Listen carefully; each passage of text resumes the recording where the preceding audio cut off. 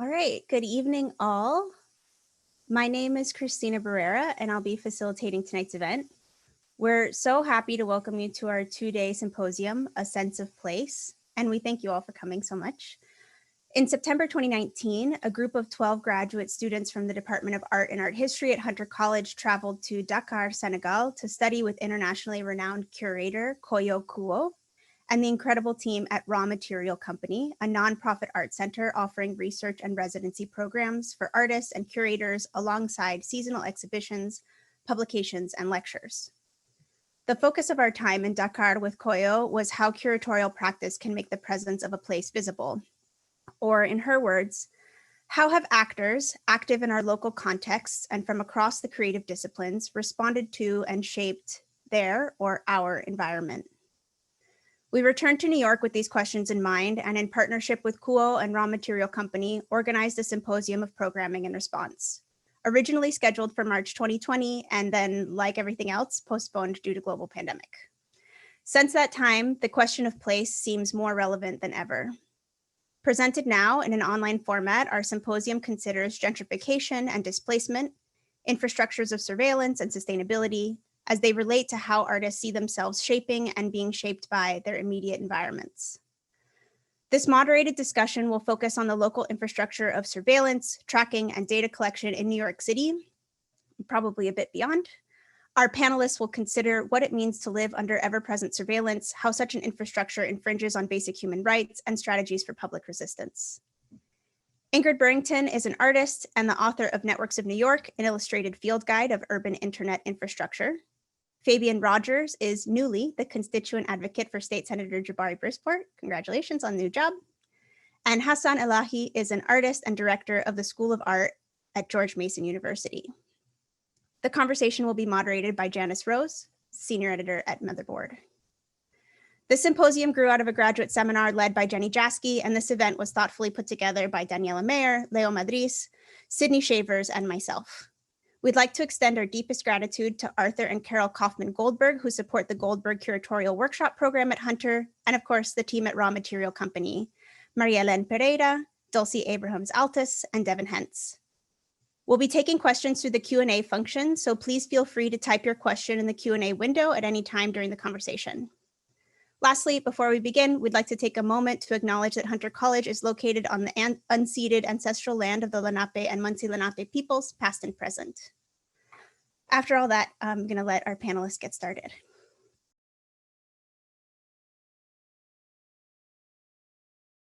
My name is Ingrid Burrington. I am an artist and writer, and I don't really have slides, but I have some tabs that I thought I would use just to introduce myself a little bit. Let me go share my screen. I usually have been starting most presentations with a picture of my dog because we're this whole setup, doing the Zoom thing. It's why are we doing this? You know, it's very frustrating and things are very not good. Haven't been good for a while, and my dog is the reason, one of the reasons I still get out of bed some days. So, you know, maybe if you also like dogs, she will also cheer you up. So the reason I think I get asked to be on panels about surveillance, even though I tend to not think of myself as like a surveillance person, is because in 2013, I kind of got mad about pictures of the internet. So in 2013, when all of the sort of like Snowden stories were dropping, I remember seeing like stock imagery like this, you see this like Matrix fan art thing going on over here, and then like these like, you know, NSA slide deck diagrams, and thinking to myself like, I don't really know what the internet looks like, but I don't think it looks like this. And I found it really frustrating because I feel like this sort of imagery, and even kind of this sort of imagery, it's like it's a really great way to make people feel like whatever is happening with communications technologies is too complicated for them to understand. Like either it's like really fucking boring, or it's like really spooky and like techno or something. And so initially, kind of with my own sense of curiosity of like, wanting to kind of be like, surveillance probably looks a lot more boring than this.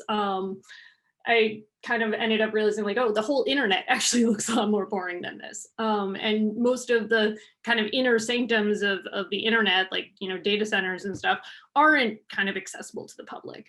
So if you wanted to kind of understand where the internet was in a city, you would, you'd need to kind of be looking for stuff on the street. And so in 2015, well, between like 2014 and 2015, I worked on this project called Networks of New York, which is a field guide to internet infrastructure in New York City. So I have these, you know, little illustrations of manhole covers for telecom companies and spray paint markings for buried utilities. It's kind of like bird watching, but for utilities, you know. And in 2016, I published sort of an expanded version of the book with Melville House, where I got to kind of have a longer chapter about surveillance and technologies. And it kind of was just a way to, sorry, I just want to make sure that I like not missing anything important on the chat, like, you know, wrap up or whatever.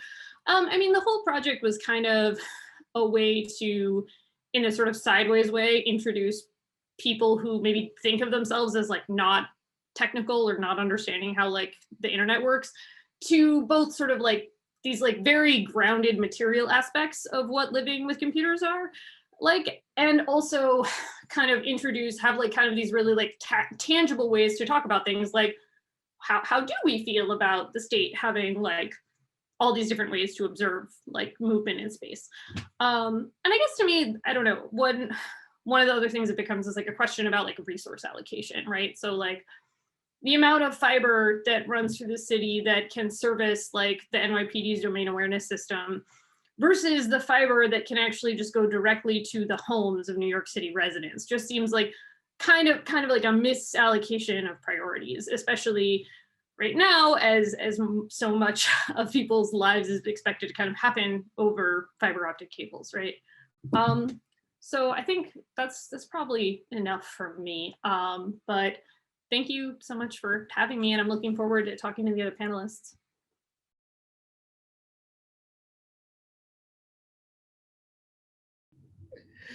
Thank you.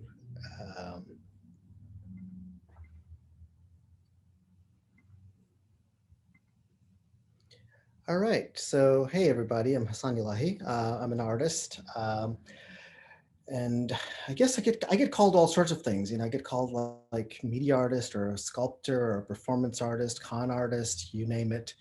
And had we been doing this in an actual real life situation, I probably would be standing underneath this arrow right there. So one of the things, and the reason that that's important is that this is basically, you know, it's a pointer that points to myself. You know, there was a time not that long ago, and there's a really, I'm blanking on his name, but this brilliant writer who wrote this concept of like, you know, there was a map you would have to unfold, and then you'd have to locate yourself to the geography. You'd position yourself in that. Whereas now you can't even buy gas station maps anymore. Now you basically pick up, you pick up your phone, and you hit that little button, you become the center of your map, where the geography reframes to you, and each of us have our own. So I want to show you a couple of things through this thing. So this is a photo that I took in Astoria, Queens. I grew up right down the street from this place, at the Hoyt Avenue, at the subway station. I was at the next one. Back in the days when the RR train used to go up there. And this would March 10th of 2014. I took this at 5:04 p.m. And then similarly, in January 5th of 2013, I was in West Palm Beach at the Publix buying my meat over there. And then it was at 7:28 p.m. Shortly after, many years later, Red Hook in upstate New York in September 22nd at 6:23 p.m. Baltimore, September 15th, 2014, 10:06 a.m. Easton, Pennsylvania at Lafayette College on August 23rd, 2016 at 12:18 p.m. So why am I showing all these? And then of course, we can't leave this out. So Brooklyn and Williamsburg, March 23rd of last year, 6:58 p.m. if some of you may have actually been at some of these spaces, some of you may actually know them, but why am I showing you all this? Well, what happened is that shortly after 9/11, I was reported as a terrorist, and I should say erroneously reported, because it was essentially a situation where my landlords had reported that an Arab man had fled who was hoarding explosives after 9/11. Never mind, I'm not Arab. Never mind, there were no explosives. Never mind, it didn't matter. So that arrow is pointing towards the FBI offices in Tampa, Florida, where I was living at the time. And I spent 6 months of my life justifying to the FBI agent that, hey, look, I'm totally harmless. But of course, once you're looped up into this net, it's really hard to get out. And also, it's really hard to, from a legal perspective, how can you be proven not guilty of something you never did? So it became a little bit of a mess. And at the end, the FBI agent that was there, he's like, oh, everything's okay, everything's fine. And I was like, I know everything's fine. That's what I've been trying to tell you all along. Can I get a letter saying I'm okay? And of course, you can't. So they're like, well, here's some phone numbers. If you get into trouble, we'll take care of it. So ever since then, I would call my FBI agent and tell him where I was doing. Anything shady. It's like, hey, I'm just eating this chili dog at this truck stop over here. Or, hey, I'm just hanging out, going into the toilet in this place. Or, hey, I'm just waiting for the subway. All these little bits so all those photos that you've seen, I send them to my FBI agent regularly, and I'm still doing this almost 20 years later. So I believe in sharing is caring, and I believe that I'm an open book. I want to help. I want to do all I can to help the FBI monitor me. So basically, this is what happens. So really, what I'm really doing is I'm living in a blur of camouflage, and I want to show you this work. This is an early work from 2006, but it's really important in the context of my work. And in this case, when you're looking at it, you're looking at basically, it looks like a modernist grade of photographs, but each photograph is taken from a point of either current or historic conflict. So this little plate of ham over here, of Spanish ham, and me being the good Muslim, I love my Spanish ham. And this plate of ham was actually photographed in Guernica, the site of horrible atrocities. These two blue images that are right on top of them, that's North Korea. That's Panmunjom inside the Korean DMZ.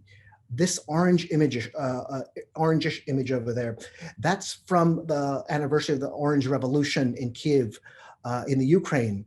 So, so all of these bits and pieces, but the pattern actually comes from camouflage, and it's about digital camouflage. Historically, when you think of camouflage, you're probably thinking something like this. You're probably thinking the stuff on the left over there.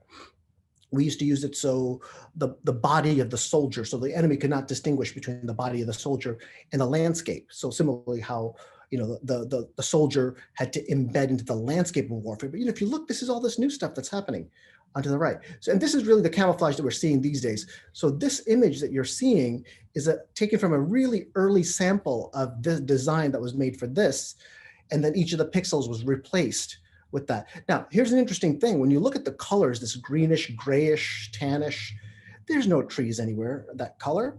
This is meant not for human vision, but it's meant so the enemy cannot distinguish between the soldier and the noise in the night vision goggles. And thus, this is what these look like. Of course, each of the branch of the service, they want their own. So the Air Force wanted their own, so they spent another $4 million designing this. I mean, it also raises the question of, do you really need to be camouflaged inside of an airplane cockpit? Or the Marines decided they want their own MARPAT. And of course, the Marines being the Marines decided to embed the Marine Corps logo into the camouflage itself. So no other branch of service would wear this pattern. Similarly, the Navy, because it's the Navy and they love blue, they decided everything has to be blue, including the camouflage. But the sailors absolutely hated this because, well, the last thing you want to be when you fall off of a ship, the last thing you want is to be camouflaged with the ocean itself. So they hated this, and then eventually they went to these, and the special services got those. But the last one that you're seeing is the Scorpion W2 pattern, which is this sort of a hybrid of an analog and a digital. So you start seeing this analog over here, going to the digital, going to in this attempt at analog interpretation of the digital. Anyway, I want to show you a couple of other things. So when you're looking at some of these, this is my cat. I love my cat. He's a really cool dude. He's actually a lot friendlier than he looks here. He really looks pissed here, but he's way, way, way more friendlier. But here's what I'm actually saying. So, this is a photo. By the way, I do not send cat photos to my FBI agent. They only go up on Facebook, and my cats have their own Instagram page because, they're kind of an Instagram celebrity. Anyway, so a little bit on this one. So when you see the photo, this is what you're actually seeing. So when you're seeing this photo, and you can see that basically this is where I am. We know that like latitude, longitude. That's given. That's how Instagram knows how to tag where you are. This is all photo geek stuff. It's 3024 pixels. Blah blah blah blah blah. This is where it starts getting interesting over here in the lower right, in the GPS section. So we know the latitude, but this is also interesting. Look at the altitude. So it's 32.34724. So had this photograph been taken on the 25th floor of a building, the altitude reference would be very different. At 32 meters is exactly where I am in terms of, I'm in Portland, Oregon right now, and where my house is exactly 32.24 meters above sea level. The other interesting thing is image direction, 70.85600. Now, this is which angle the camera was pointed towards. So now, now we have the length and width and the height, and now we have the image rotation of the camera. This gets really, really, really tricky in looking at really what, it wasn't that long ago that we were kind of freaking out about, you mean Google is going to drive up and down every single street and photograph everything? Yes.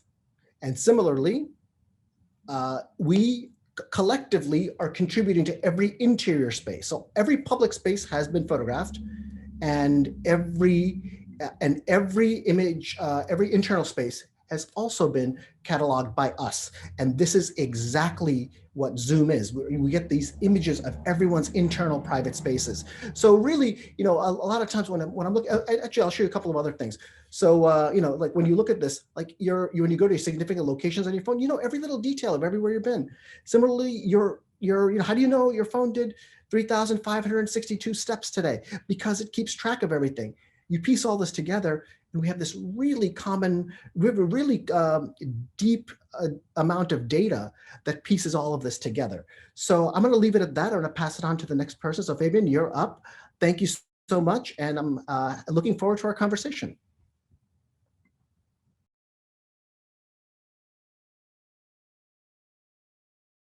I apologize for the slow start and things like that, but my name is Fabian Rogers, and I feel like I'm not deserving to be in this company, but I'm super humble to be a part of this space tonight.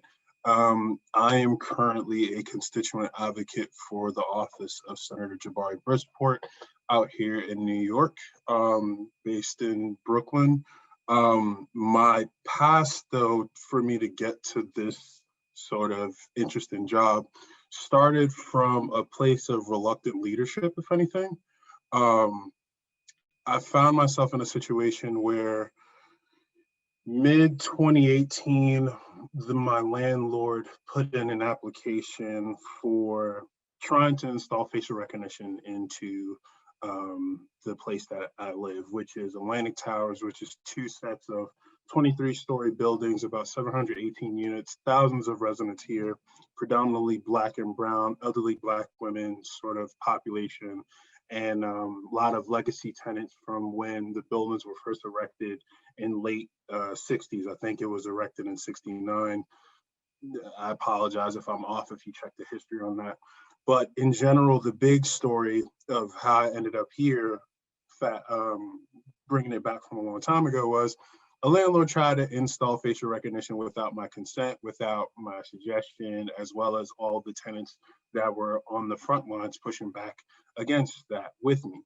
And through just applying grassroots organizing to a nuanced version of tenant harassment and the expediting of tenant evictions and things like that, we found ourselves in a place where we were able to vocalize ourselves and take advantage of the fact that even though we didn't have the same money of the landlord to be pushing out, applications to install really intrusive, invasive, inaccurate and very biased facial recognition, we found ourselves in a position where we were able to highlight that on a media sort of level all throughout New York City. And through my work through that, I'd been able to really nudge shoulders with different tech advocates, digital tech analysts, basically techies, folks who were like researchers, you name it, I met it within different sort of communities, from elected officials all the way to the tech community, because this was such a nuanced issue. And from that, I was able to find myself in a position where I had enough experience for folks within the tech arena to give me consideration elsewhere. So I found myself for a short time working for a nonprofit called Stop Surveillance Technology Oversight Project, where I worked as their advocacy associate, using my real-time experience of applying grassroots organizing to nuanced sort of surveillance issues that we found in the city, to then be in this position where I'm talking to you today as an official member of the government. But long story short, where my background comes from is essentially, like I said, really flipping grassroots organizing, where you find like housing organizing groups and things like that, applying those sort of rhetorics to this nuanced issue. And I keep saying that because the problem that we faced was that we could never take our landlord to court, even to this day, just because there's no legal stature to do so. Like, there's no legal policies out there that really deals with installing facial recognition into like private properties, residential properties and things like that. It's such a nuanced issue that you have to take a new approach at pushing back against it. And even though this is ethically wrong, on a legal level, this is a cesspool that we're talking about. So whatever I can offer in terms of, I guess, insight or just experience or whatever the case may be, in that, I'd be happy to. I just come from this from a different sort of perspective, where I wasn't curious about this sort of stuff. I really was very defensive, and I had no other choice in order to like comfortably live where I want to live. I never wanted to be the front face for like media campaigns and things like that, but it happened to be because these voices needed to come out, because there was no way to take our landlord to court. So the only way we could go about this and do proper activism and get proper traction was to simply involve ourselves in this nuanced approach of grassroots organizing. And that is my 5 minutes. So I want to pass it on to the next person. Thank you so much for your time, and looking forward to the discussion.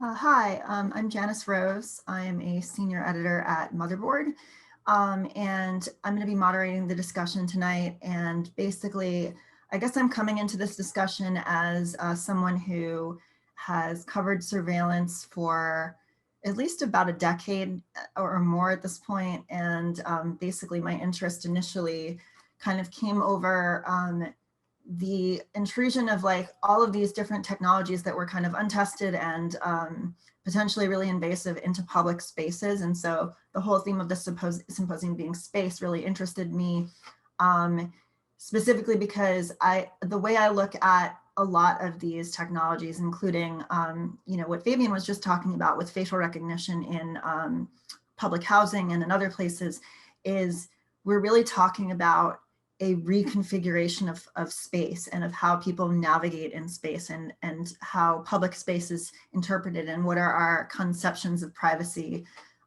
within that space.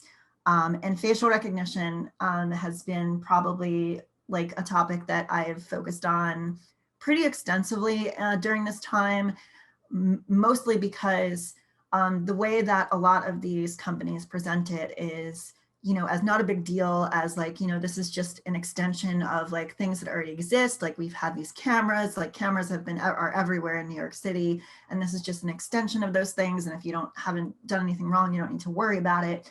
And, through my sort of time as a journalist, I have like been writing about, why these changes really, really do have dramatic impacts on how we really exist in space and in public spaces, specifically because with facial recognition, it's like you're telling people basically that the expectation of privacy doesn't exist in public. But I think that like there is a disconnect between most people's understanding of I have no right to privacy in public and the idea that everyone who is ever in public should be able to be tracked in perpetuity historically when they go from place to place, and have that data be permanently stored and accessible by law enforcement. Like, I think if you told most people that that's what's occurring when it comes to facial recognition systems, I feel like most people would be like, no, that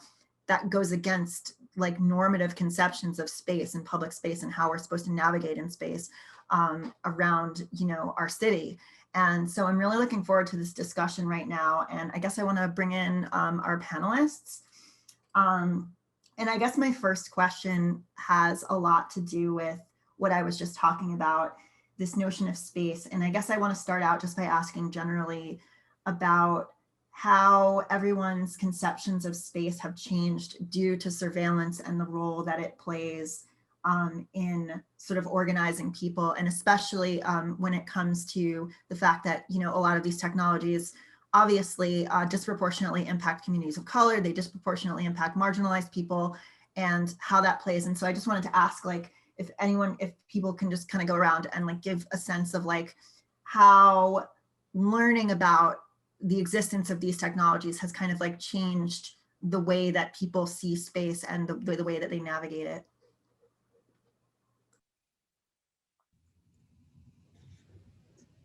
I don't mind talking about it a bit. For me, it's actually a really interesting sort of situation because from all the activism I've done for the past 2.5 years within facial recognition, and then within a bigger conversation of just like general housing organizing, because we started to understand like this could potentially become the idea of facial recognition being illegally brought into housing and stuff like that, and have a non-legal statute to build a case for in order to protect tenants.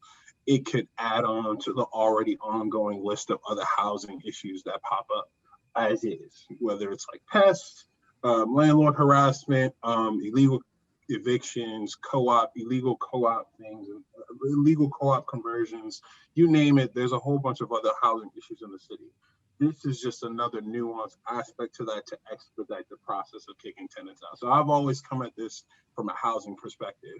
And from getting more and more involved with people who legitimize my experience, both on the front lines, as well as being within the bigger conversations on how do you redevelop what the conversation looks like moving forward in terms of what is our relationship to facial recognition? How do we protect those people? Or how do you bring about a conversation on thinking about the contextuality of facial recognition or biometric surveillance in general, biometric surveillance technology, what that looks like, the contextuality of it. Does everybody want to be involved? Do we have those conversations with, you know, especially communities impacted? Do we have that sort of thoughtful conversation to give them the agency of whether or not they want to be involved? And what does that look like? I end up running into different companies or nonprofits that have found that my case was even more heinous than what I realized.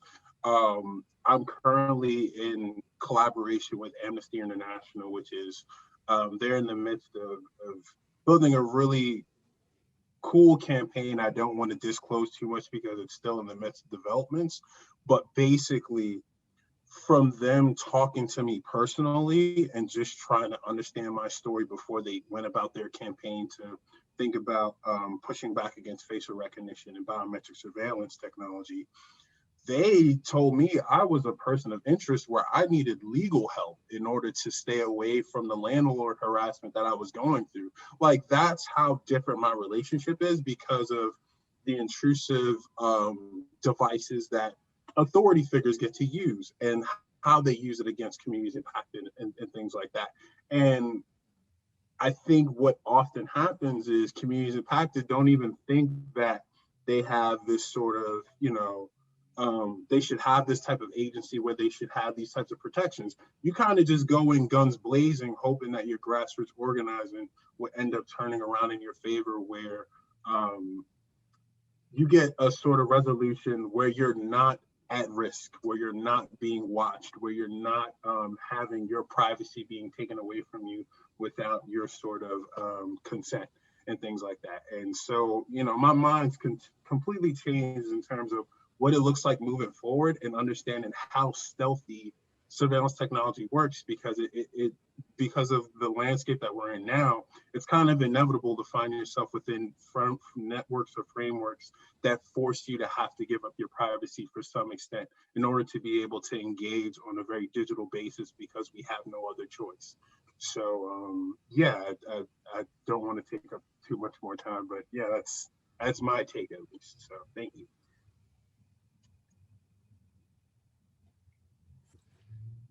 I feel like I sometimes have trouble answering questions about surveillance, because I actually want to answer a question about power. Because most of the time when people say surveillance or even like privacy, like they're actually talking about power, right? Like having the like agency to decide whether or not your information is disclosed to somebody, that's a power differential. And I think when I think about, just to answer the question about sort of like how surveillance informs sort of my perception of space, like, or like different, city environments, a lot of it is really about like, what is the power dynamic of a particular environment, and how is that changed? I mean, and also like, how is power presenting itself? Right. So like, my book came out in 2016, so it doesn't have a ton of stuff about the Link NYC kiosks, the little like Wi-Fi guys. And I think those have been it's been really interesting watching that like the company that kind of manages them for the city try to kind of figure out how to make themselves seem like they're like part of the neighborhood. Because I think there was this initial, like, they look like they should be in a mall, like they don't look like, kind of like normal city infrastructure. And it's, and I think the initial kind of feeling of like, oh, these ad devices that are just going to be all over the city, like, I don't like that. But then it's also like, information about community board meetings. And then like during the summer, they like just took off all the ads and were just posting names of Black people who'd been killed by police, which like, honestly, I felt very cynical about, and maybe like I shouldn't have, but like, also those devices have cameras in them. And like I was like reading some of their like transparency reports, and they didn't get a ton of requests for footage from the NYPD this past summer, but they didn't get zero. And so there is something about the way that, power is better. It's easier to kind of like have power over space when the power sort of like is hiding in plain sight as like this approachable like Wi-Fi device. Why don't you like the Wi-Fi device, right? This is probably one of the first, I guess, examples I can think of specifically in New York City. So, my relation to space, I think I like to think of it in the physical space and in the virtual space. So in the physical space, I think Rich Pell and the Institute of Applied Autonomy did a really brilliant project about 20 years ago called IC. And it would give you these it was like pre-MapQuest. You'd put a starting point of entry and a destination, and it would give you the path of least surveillance cameras. It was a brilliant idea in 1999, 2000, 2001. You simply can't do this project now. It's impossible to avoid those cameras. They are literally everywhere. The surveillance camera industry is pretty secretive about their, they don't like to get their data out too often. But the last bit of data that I have is from 2001. So from 9/11 and the 10 years after. In that 10-year period, there were 30 million surveillance cameras sold in the US. So, and then when you look at the population of the US as barely being over 300 million, that's 1 per 10. And then once you adjust for population density, it's unreal. I mean, right now, I got 3 cameras on this side, 1 on this, 1 over there, 1 over there, 2 over there, 1 over there. That's like 8 or 9 cameras, and I'm in by myself in a room in my private space. This is one of the very few times where, there's so many cameras that you see everywhere. So I think, so that's actually the physical space with the camera. Now, in the digital space, I don't think the image is really that relevant, because it's this idea of going, thinking of a space and going off grid. We no longer have an option of going off grid. If you go off grid, it completely sets off these red flags of, well, why are you off grid? I just closed on my house yesterday, and you can't show up with a suitcase of cash for a close. It has to be a wire transfer. There's some very specific things, like if you only exist in a cash-only economy, you simply don't exist to the economic system.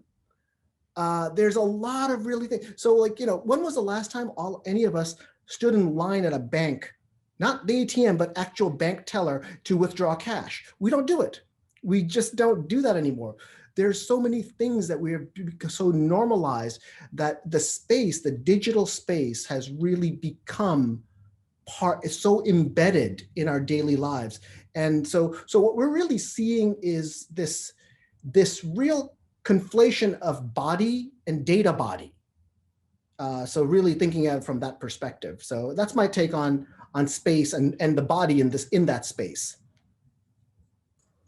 Yeah, thank you all for that. I'm actually really glad that Hasan mentioned the body, because I think that's been a huge part of my own research, is how bodies interact with computers and vice versa. And specifically, so there's this, I don't know if any of you have ever seen the movie Ghost in the Shell. It's an animated film from 1995.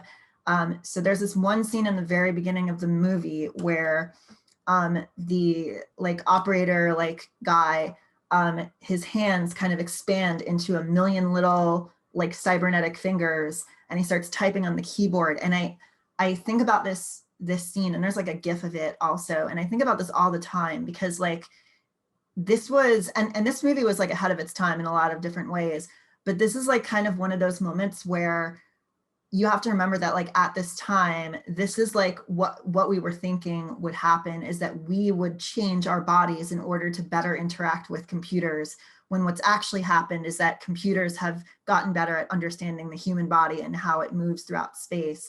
And that's, I think, something that's really relevant when it comes to facial recognition and the ability of computers to, specifically in an automated way, track human bodies and human movement and human behavior throughout time, throughout space.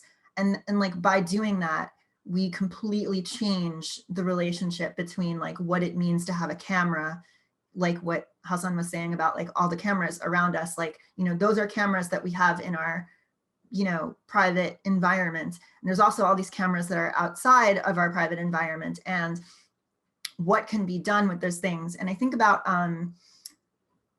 how when people were posting photos on Facebook, in 2004, 2005, when it was first released to, college, before it was even public, it was just college students. I remember people posting photos and not thinking of anything of it. But now, of course, we understand that the value of that digital information is so much larger than we originally thought. And I was going to address this question at Hasan, because I know that he's done this project, which has encompassed multiple decades, that has literally just been about taking all of this documentation and throwing it out there. And I think I remember reading, there was a Wired article at the time that was saying oh, if we just throw out all this information out there, we're looking towards a day where Big Brother will just be overwhelmed because there'll be too much information. But now I think, and this is something that I cover a lot at Motherboard, is, the idea that the logical next step to collecting all this data is sorting through and sifting through and gaining meaning from the data. And that's where algorithms and AI come in. And I'm kind of curious how you all reflect on that, knowing this idea that the value of digital information has changed dramatically. The value of a picture, of a person's face, we now know contains biometric information, but that was not how people were thinking about it 10 years ago or even 5 years ago. So I'm just kind of curious what all of your reflections are on that. Well, I could jump in on this one because, I thought that was a great idea when, almost 20 years ago, putting out all this information back when it was an analog system, when the intelligence system was an analog system. And it very much is a snapshot of September 11, 2001. That is what the intelligence structure was. This slightly going off topic, but until almost 2005, when 9/11 happened, the FBI barely had any Arabic-speaking agents, and it wasn't necessarily a racial thing. It's just that it just happened to be that there was a disproportionate number of Mormon agents, which is like, what? And there's a couple of interesting things here. One is that the FBI until 2005 had an absolute zero tolerance drug policy. And often the only folks that could pass were a lot of Mormons. And then Mormons had a second language because many Mormons go on mission. So obviously you speak a second language, you pass a drug test, so therefore there were more representation of Mormons among the FBI agents than others. So this was a cultural shift. This was a culture, and this was very much a culture of that moment. But I'm very aware that the more information you feed to a system today, the more proficient that artificial intelligence system becomes. The more data that's there, the better it gets at it, and it's a pretty scary thought. So the only thing that I could really see in terms of like the imagery and so on, so sometimes when I'll talk about like my project and I'll show the original tracking project at say a university during a presentation, inevitably I always get a student or two that just looks at it and goes, I don't get it. What's the big deal? This looks like my Instagram feed. And that's how normalized it's become. This thing of how normalized self-surveillance has become, where we are our own big brothers.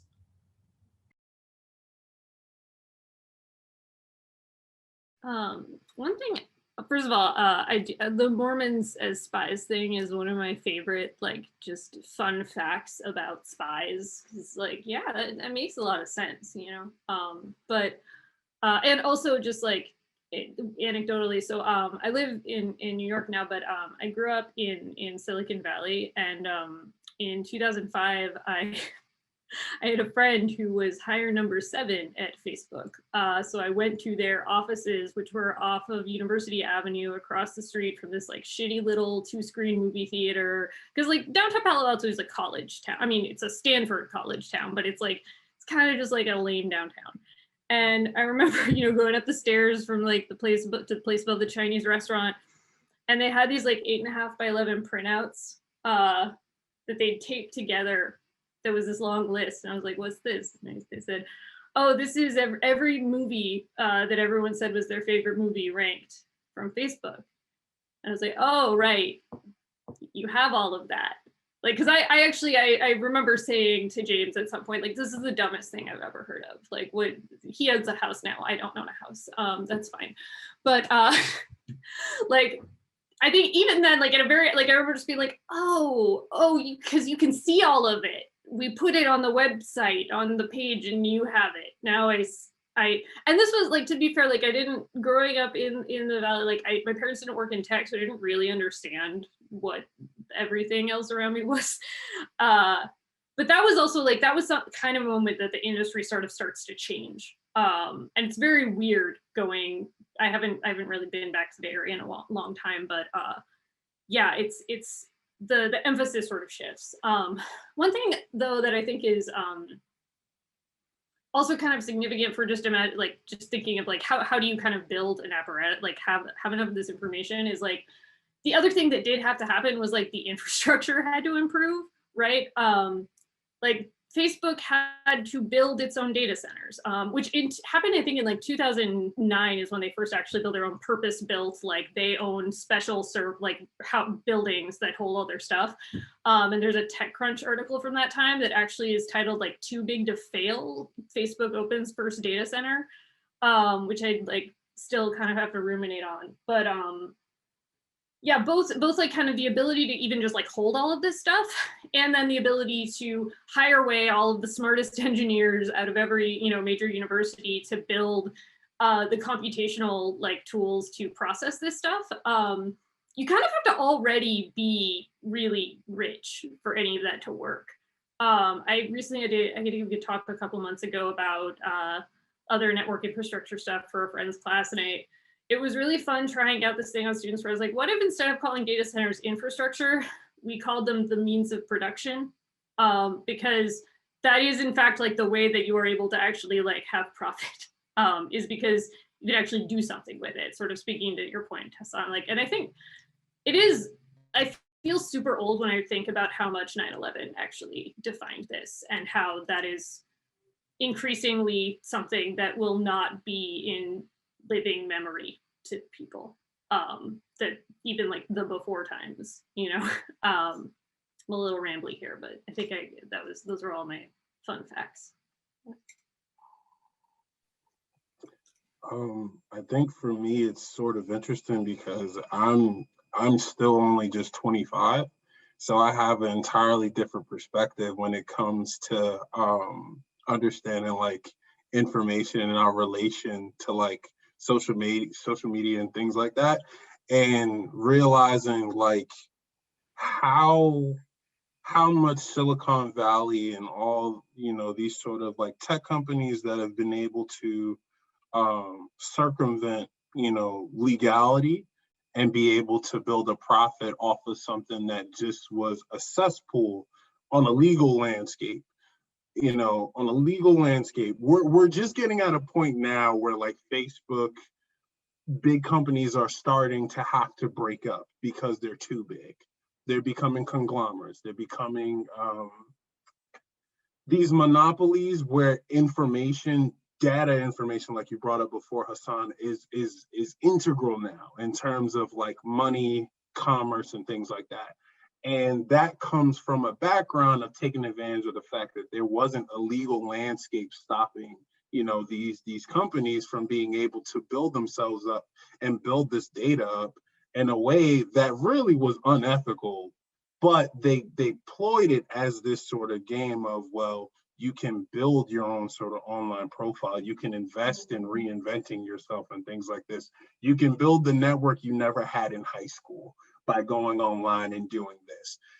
Never mind the fact of where all the data goes and that part of your profile where it says download all of my information and take it with me before I delete my account. Like, never mind the digital paper trail that you leave, you know, and that's what comes with the territory of the fact that we never really knew how to deal with this, even though a lot of us may have seen this coming. There was no way on a legal basis to deal with this. And that's why, like, to other countries across the globe, America's a fun experiment to look at on a surveillance level. Like, there is no real GDPR compliance, you know, on a nationwide scale for America.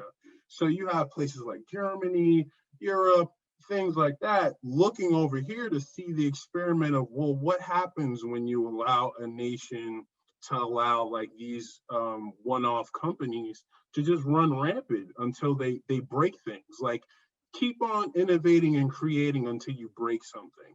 And so, you know, I come from the time where my folks they taught me to have basic common sense, and I never felt the need to try to reinvent myself. So a lot of times I looked at social media with a real skeptical eye because I had nothing to prove.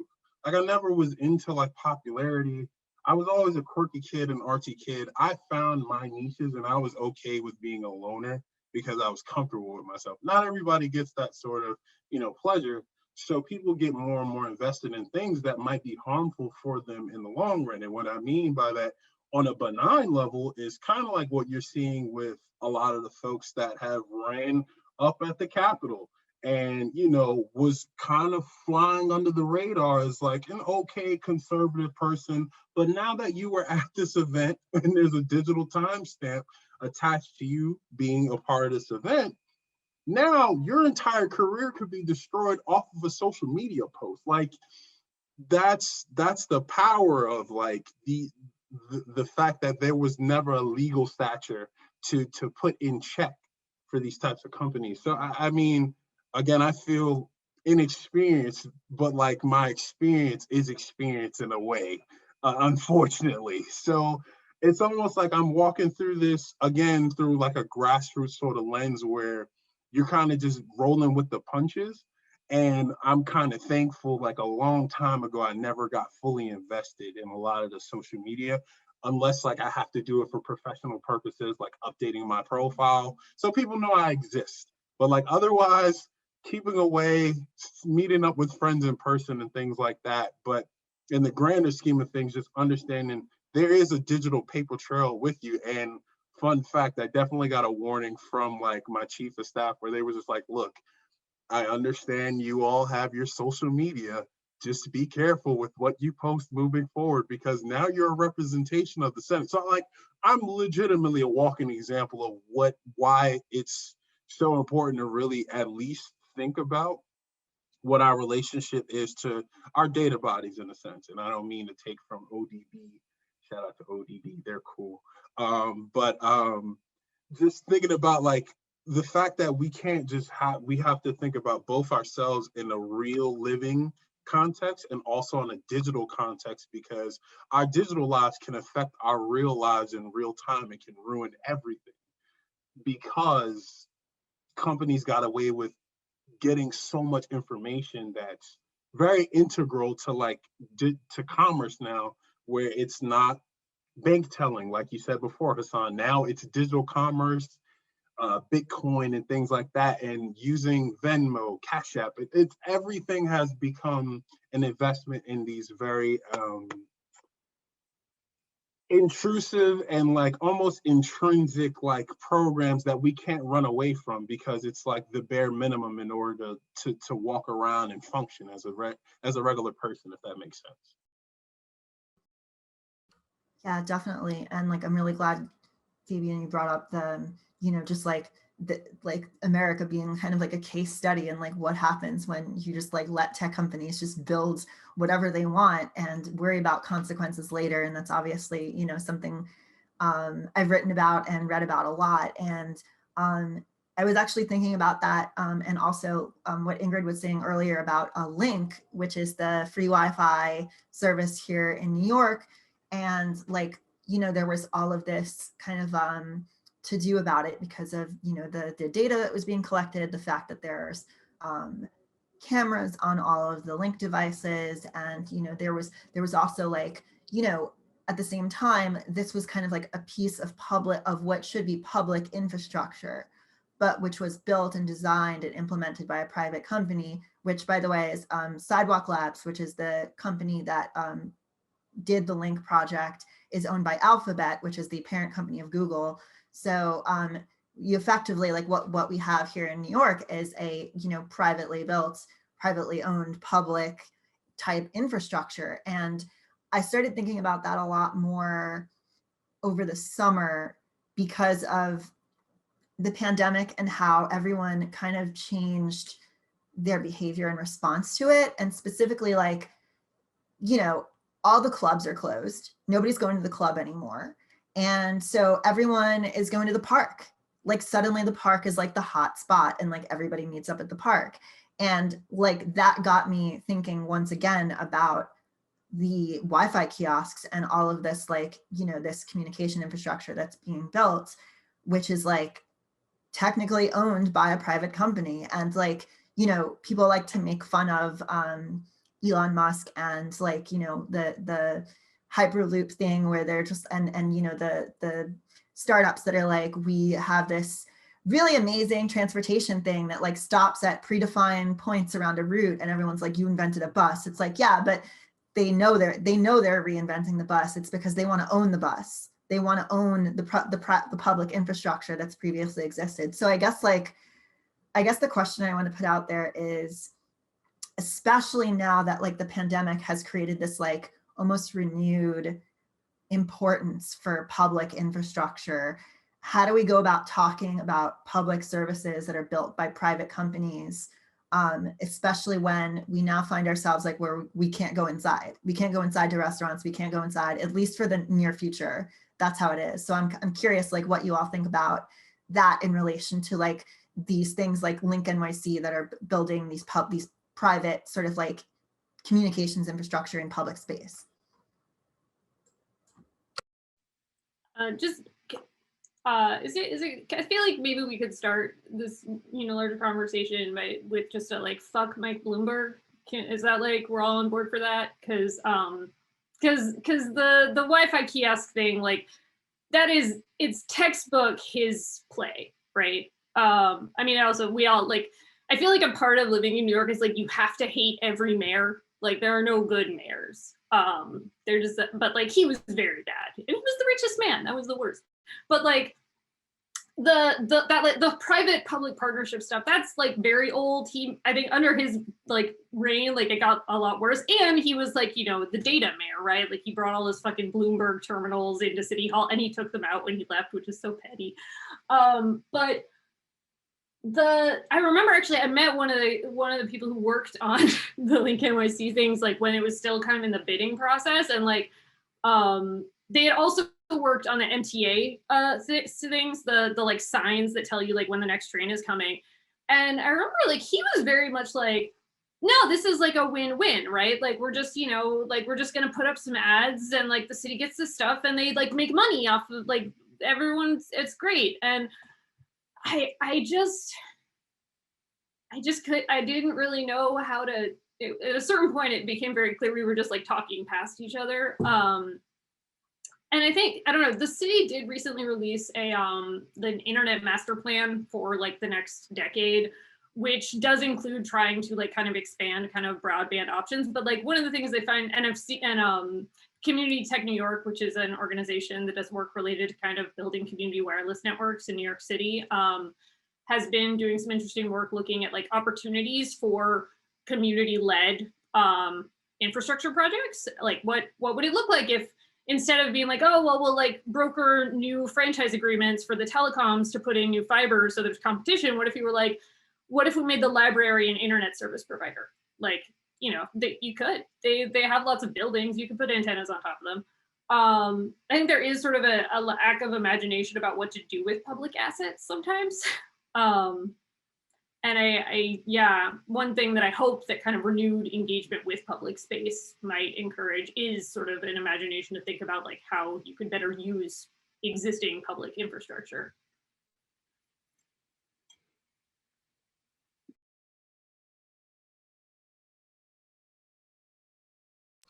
Does anyone else have any thoughts on that? I guess I'll jump in over here a little bit about infrastructure. Well, the whole link thing, I think again, it's a temporary problem. It's a temporary cultural problem. I think it's only a matter of a very short amount of time when everybody has an unlimited data plan at some point, at some level. I mean, the price of data in the U.S. is artificially high compared to, say, it's just like price of pharmaceuticals. You go to most of the world, pharmaceuticals do not cost what they cost here. Data access in the rest of the world does not cost what it costs here. So there will be some adjustment, and I think the market there will be some upheavals in the market about that. But I think this actually goes to a really interesting, and talking about capitalism and talking about commerce and talking about data. There's something really interesting about the way we as humans interact with physical products versus digital services. I mean, the whole idea of something that's, if it's digital, and we're seeing a shift slowly, but there's still a pretty substantial culture of, well, it's free. It's on the web. I should have it for free. We wouldn't walk into Starbucks and just grab a coffee and say, no, I should have this coffee for free and walk out. But, I know plenty of people who've like almost hit their Gmail max and they're like, I'm not paying for another Gmail. I'm not paying Google. I'm just going to open another Gmail account. So there's this thing about, we expect immateriality to be free, but materiality we want to attach actual like gold coins to. So I think this is like human. I think this is a really human. This is the human issue. And this is, again, going back to this is a cultural issue of the value we place on materiality versus the value we place on immateriality.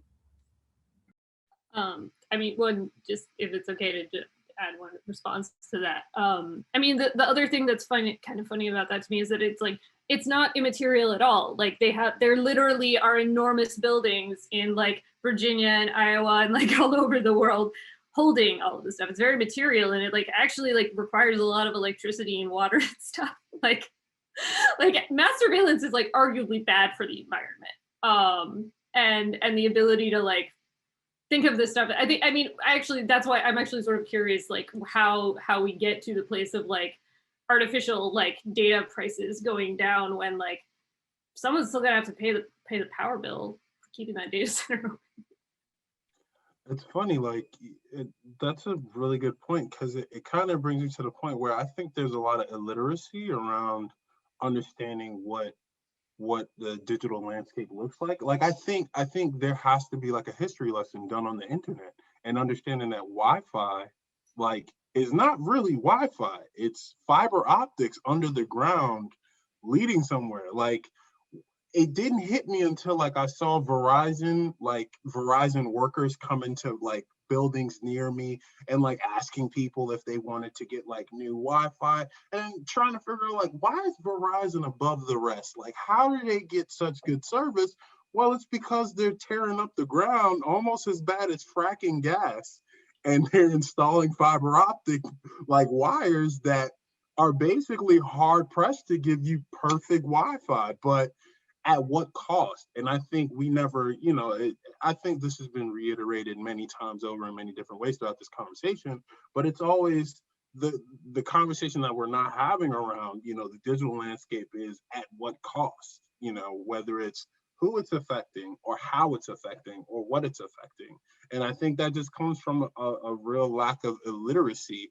I think it's hard to really have a conversation on what it looks like moving forward when people are literally illiterate on like what the digital landscape looks like. Like it's hard, you're gonna run into the same walls as we've already seen on a political level if we're gonna talk about the internet, like, because people are gonna be people, like we've been saying, like immateriality and materiality, it's really artificial at this point. Like it's not, like you said, Ingrid, the immateriality of like the internet is not, there's material that builds that wireless network or whatever the case may be. So to have the proper conversation to build a better sense of literacy and have a better communal understanding is like, or national understanding on what the digital landscape looks like and how we should be moving forward. It would take, I think, some decent learning first before we ever get to the point of thinking about what it looks like moving forward. But it's really hard to say that would happen in a proper fashion, because corporations have already taken advantage of the fact that there's not much of a legal landscape stopping them from expanding more and more and circumventing whatever compliances a state or a local area might try to introduce in order to limit what the privacy violations, the potential privacy violations that come with interacting with these different, frameworks and networks and things like that. If that makes any sense. Yeah, absolutely. So I think we have a couple minutes until we're going to switch over to Q&A, but I guess in the few minutes we have, like this conversation is really interesting to me. I specifically, some of the work that I've been doing in the past couple of years has to do with, or actually many years ago, it was the first time I started looking into this, was, alternative networking and people building their own networks. And like, so this summer, I'm actually going to try and screen share to bring up the thing. Yeah, so this summer there was an encampment at NYC City Hall, and basically these activists from NYC Mesh installed a Wi-Fi network for the space. And this was like a huge tent city, like lots of stuff. There was a medic booth, food available 24/7, constant people coming in and out and volunteering, and medics available on call. And you know, this is like one of those like liminal spaces that like, you know, it got torn down by the NYPD in the middle of the night, just like Occupy Wall Street did. But this is basically, I thought it was really interesting because, so this is basically here is a pole with a router or router-like device on it. And this little object, this little disc-shaped object is basically a receiver antenna, which is pointed directly at the building directly across the street, which is actually an administrative building for the city. And there was one of the representatives in the New York City government, I forget which one, Gail Brewer, the Manhattan Borough president, Gail Brewer, basically had a router set up in her office, which itself was hardlined to this massive data center in Chinatown, which is that really huge, ugly looking, scary looking building that used to be the Verizon building. And this was kind of just like this ad hoc network that they set up in 2 days. And yeah, I just like, when we're talking about like physical manifestations of the internet and like, you know, it remains to be seen like whether this is, you know, it's really hard to envision this on a massive scale, obviously, but like, this is just like one of those really fascinating examples where they, you know, they had, this is the building I was talking about, the Chinatown data center, this really like tall brutalist building. And it was basically beaming a infrared beam across between those two buildings. And that is what was providing internet to all of the Occupy City Hall encampment. And then here's a amazing dog looking over all of the routing equipment underneath the table. Yeah, and I think are we gonna switch to Q&A now or? Yeah, so we can start our Q&A time. And right now we only have one audience question and then I have questions, but we'll start with the one that we have, and as they roll in, or we can fill in with moderator questions also. So, okay. Thanks again all for being here. We're gonna be taking questions until about 8:20, 8:25. So if you have a question, make sure to put it in that Q&A function. We're just gonna take them first come, first serve, and I will read out your question for you. So feel free to put your pronouns in your question also if you'd like, if you want to be addressed afterwards. Okay, so our first question is from Andrea Blum. First, she says, thank you all, and thank you, Koyo and Jenny and the group. How do you, and this is for anyone, negotiate the aesthetics of representation of surveillance in your work? And by aesthetics, I mean visual representation, graphic, website.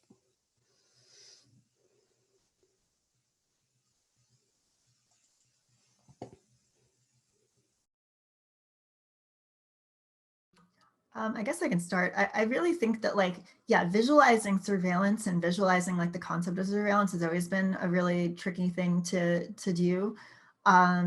There's, you know, I think like, it's kind of like what was being said before about, you know, people seem to like, even though there is this like very obvious materiality to the internet, there are the huge data centers, there are huge facilities that are dedicated to providing these services. Most people, when they see something that is, you know, perceptively immaterial, they treat it in a different way. And I think the same as with surveillance. And I think like something that I try to emphasize all the time is that like when we're talking about surveillance technologies like facial recognition, we're talking about things which are not doing prospective harm. Like there's no hypothetical harm here. It is actual harm that is actually being done to people. And it's just because you don't see it, just because you're not like first person to that harm doesn't mean it doesn't exist. And I think like, you know, this can be said of a lot of the things that we've seen like with like surveillance cameras in general, like, you know, in this city and in many other cities, surveillance cameras were installed en masse into public housing. Like, you know, that was like kind of like their basis before they became like super common on the streets. They were in public housing. And now also like what Fabian was talking about is, you know, you start to see landlords and people who own these private spaces incorporate these kind of biometric technology into property that they already own. And so I think like a lot of when it comes to like aesthetic, I'm not sure if this is like particularly answering it in terms of its aesthetic, but like, cause I'm also a writer, so I don't typically deal in like directly in visuals. But I think like one way to answer that question is that I try to like talk to the people who are directly impacted by this technology. Like, because there are always groups that are going to be targeted first and foremost, and they are typically communities of color. They're typically queer people, trans people, people who have been historically subjected to surveillance anyway and subjected to police scrutiny. So I think like looking wherever there is these connections of policing, where policing happens, is always where you'll find these things occurring. And that can be maybe a helpful way of showing the harm that is being done, and also the way that the surveillance itself works. You know, I can jump in a little bit about the aesthetics of surveillance and, you know, what is surveillance? And, you know, we started talking about, it really is about power and dominance. And so what are the aesthetics of power and dominance? And, you know, there's an interesting thing. I've been working on a body of work for about a dozen years now, thinking about the relationship between surveillance and landscape. When we think about surveillance camera imagery, when you hear those terms, you generally tend to think of pixely, grainy, gritty, crappy looking images. And then you look at the kind of photos that your phone takes with a tiny, tiny, tiny, tiny little sensor. And, you know, the images are actually pretty good. So there's a real disjunction between why are these surveillance systems that costs millions of dollars, hundreds of millions of dollars, why do they have such crappy aesthetics? And I kept asking myself about this, and I was like, well, you know, is it a data issue? No, data's cheap. What is it? And then I realized, well, maybe it's one of those things where if you hyper aestheticize a surveillance image, your brain no longer reads it as surveillance, and it reads it as landscape or as landscape photography. And the history of landscape photography being based on the history of American landscape painting, this idea of like literally surveying, measuring, and documenting the expansion of the American West. Those beautiful, majestic mountains that we painted were not for their visual qualities. We painted them because we wanted the nickel and the iron and the copper in that mountain. We depicted that mountain visually, and that gave us the military might to go expand and take that territory for us. So when you look at the history of American painting, it all goes right back, well, a lot of it to the Hudson River, at least in American history and American painting history. The Hudson River School, these beautiful sublime images of, you know, like these beautiful great vistas, you know, the eye of God, or really thinking about God as the original surveillance camera. You're behaving because God is watching. I mean, that's been embedded. We tend to think of surveillance as a very 21st century concept, but no, it's been embedded into us for thousands and thousands of years. I mean, how old were we when we were told that Santa Claus knows we've been naughty or nice? It's so built into our culture of being watched, this watch from above. And, you know, when you take that selfie, I mean, you hold that camera out, of course, you know, it makes you look good. But if you follow the trajectory of your eyes to the camera, to the end of the room, that's where the surveillance camera would be mounted. So there's a very direct relation of surveillance and internalization of that surveillance, internalization through scripture. I mean, you know, in Proverbs, it's the eyes of the Lord are everywhere, beholding the good and the evil. I mean, it's something that is so embedded in our day-to-day lives for thousands of years. So, and I think that is the aesthetic. It is about power and dominance and history. Yeah, I just wanted to add in there, like I was super relating to what you were just saying, because like I remember there was this song that we learned. I grew up Jewish, and there was a song that we learned, Hashem is the word for God, and it was Hashem is here, Hashem is there, Hashem is truly everywhere. And like I remember that scared the shit out of me when I was a kid, because I basically like went through my entire childhood believing that I was being watched at all times. And I feel like that was like my first experience with surveillance, or at least with the concept of surveillance. Just some of what you're saying made me think of one of my favorite kind of examples of like the aesthetics of surveillance as coming from a state. Let me see if I can share this. So this is a photo I took near the NSA. So there's like the National Cryptological Museum, which is at Fort Meade next to the NSA, has this little like park next to it with these like planes. I think they're like fallen spy planes, or like spies died in them or something. And there's this sign that limits what kind of photos you can take, because the NSA building is like right there, you can see it. And they have this like list of like, you can't take a picture of the building, you can't take a picture of the cars in the parking lot, because I guess they're like, oh, you might find out who works here with the license plates. But I feel like the fact that they have a drawing of the kind of photo you can't take is like just so magnificent, because it's just like, behold the impossible image, we shall not let you have this, only we can have this. And then like, and I mean, even like I remember in 2013, it's funny how like that kind of was also a turning point too, because like there was only one stock photo of the NSA building, and then Trevor Paglen got Creative Time to give him a bunch of money to fly a helicopter to take nicer ones. Like there is something interesting to me about sort of the stock imagery that becomes sort of the aesthetic of surveillance, right? Again, like the like greens and black and like scary people in hoodies sort of thing. Because like in reality, like it's far more banal, and it's far more kind of silly. Like I find this is so fucking funny. Like you can't, we drew the picture you can't take. Like you're so silly. But yeah, I think one of the things I struggle with when encountering art about surveillance is like the risk of kind of fetishizing it. Like there's sort of like this weird spy versus spy thing. Like, oh, look at all the power. It's like I don't like that. Like I don't really want to make you seem cooler. Like I'm big on like maximalism, like just making things like as like kind of ridiculous as possible. And I feel like it's more interesting to me to kind of like observe how like actually like because that's also kind of what's like really fucked up about it, right? Because it's like, oh, these are just normal people, like normal ass people named like Greg who work at like Northrop Grumman now. Like that's who's like there's something really like that's almost like worse, because it's like it's not even like a worthy villain. It's like not actually like cartoonish super villains. It's like it's fucking Greg. It like it's, you know. Apologies to anyone actually named Greg here. You know what I it's a.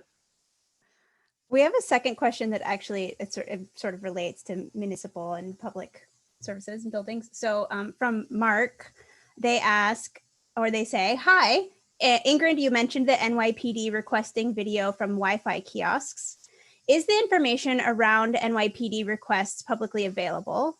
What can we as citizens do to be aware of our footprint and municipal surveillance / when and where are we being surveilled? Thanks so much. This is great.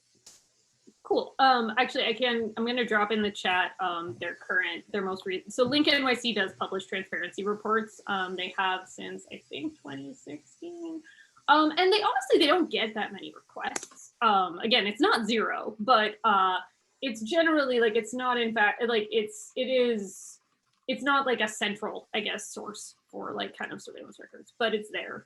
I mean, as far as sort of being aware of your footprint in municipal surveillance, like it's kind of it's some of it's like kind of having to do a thing that's like really annoying to do walking around in New York City, which is look up. Like you probably should be like looking at the street, because that's where most of the actual like surveillance infrastructure is going to be. And I think it's also like I think and some of it's also like looking at like sort of knowing kind of like what you're looking for, and like also like understanding like what your own kind of like sense of like risk profile with that stuff is, right? Like let's be frank, like I'm not really the person that NYPD is looking at, like let's be real. Like, and so my experience of walking through space like and encountering cameras very different, right? And so I think that some of it, like it's like learning how to kind of observe different pieces of infrastructure is like, it's interesting kind of, again, in a way of like seeing like, oh, how is power operating in this like environment?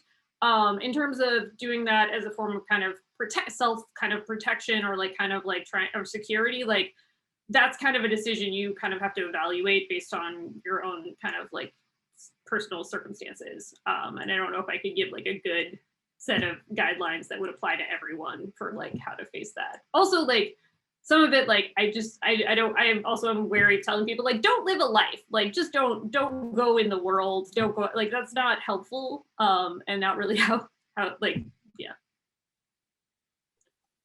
So I can offer a little bit of insight. I think what I ran into with being a part of STOP is that you start to understand that a lot of authority, a lot of governing authorities, they limit, or they haven't ever really been questioned on the level to have a database available, readily available to deal with these types of issues. Like Link NYC feels like a special sort of case where like that's my first time hearing like a company like doing like citywide sort of like installments of tech, being a bit more transparent. When you're talking about the NYPD, however, this gets into a different sort of conversation where they end up doing their tap the badge sort of thing, where it's like respect my authority instead of properly going about their job about protecting and serving the community. So in terms of the surveillance equipment that like NYPD is used more often than not, they don't really disclose that information as much, but that doesn't mean you don't have the right to ask for this type of got thrown off by the chat, I'm sorry. But the, oh man, I just lost my thought. But basically, what I can say is what you can do as a citizen is definitely put in a FOIA request, FOIA. You can definitely put in a FOIA request to the NYPD, but a lot of times they're not gonna be the most willing or most friendly in disclosing their information in terms of that process, because they take advantage of the fact that they're a law enforcement agency.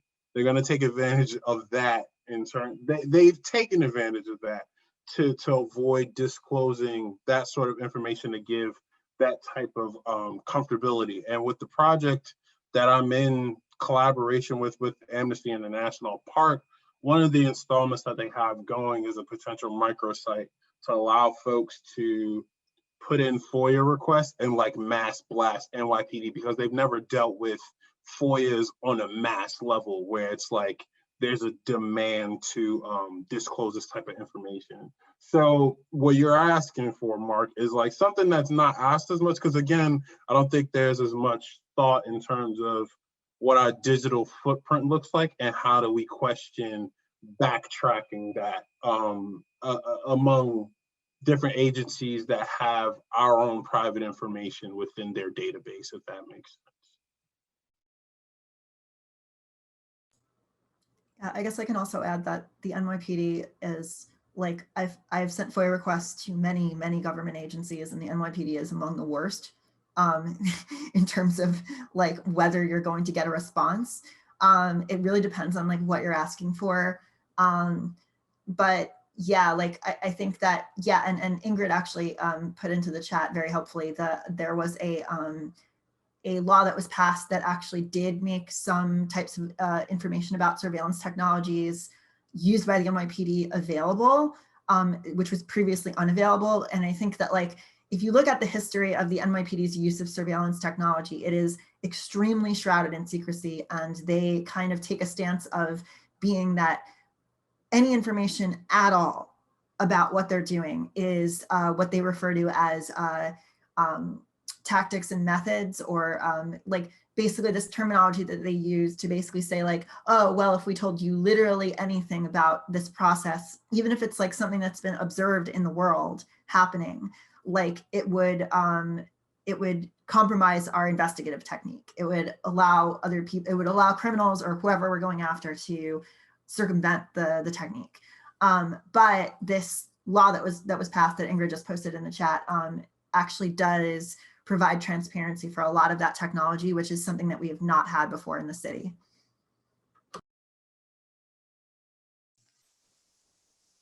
So we have one last audience question. I think we're just going to keep it short because we're pretty much at time. But from Chris Bernstein, I'd love to hear your thoughts on the utilization of videos and photos from this week's storming of the Capitol building to identify participants. I can jump in very quickly over here. I think one of the things, and this relates to the last conversation about the digital footprint, and this goes back early to our conversation about also digital literacy. You know, as soon as I saw those images, obviously it was shocking, but one of the first things I thought to myself is like, don't these people realize that all of these phones are actually tracked, and there's this massive data, there's this massive like footprint of this data track of this to this to this to and you can't just take out the one in the middle. I mean, you take out the thing in the middle, it's still, there's enough data to interpolate. So it just shocked me, like that this is the state of digital literacy today. I mean, obviously among other horrific things, but I mean, it's impossible to, again, go off grid. You can't go off grid. And I think that it's going to be proven. I don't think it's an issue of I don't think this is a technological problem. I think this is a cultural problem, and whether there's a motivation to go after these people in law enforcement. I think that's the bigger problem, not the technological problem. It's the actual physical apprehension. Yeah, I think like a lot of people like had that reaction, right? Like there was like all these people like posting, you know, like just running around the Capitol and like, you know, with their phones, taking selfies and like doing all this stuff. And like, you know, don't they realize? And like, honestly, I think like, I can't obviously claim to know the motivations of every, you know, person who was there that day. But like, I honestly think that in a lot of cases, they just didn't think there would be consequences.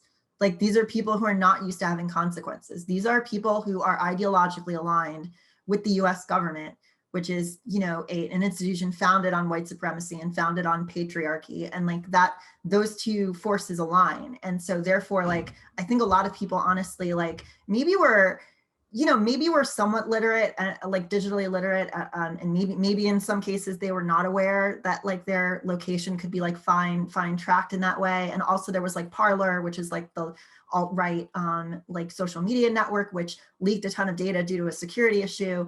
And so like maybe some of that couldn't have been predicted. But I think that like in general, a lot of those people like just really didn't think that there would be consequences, which says a lot.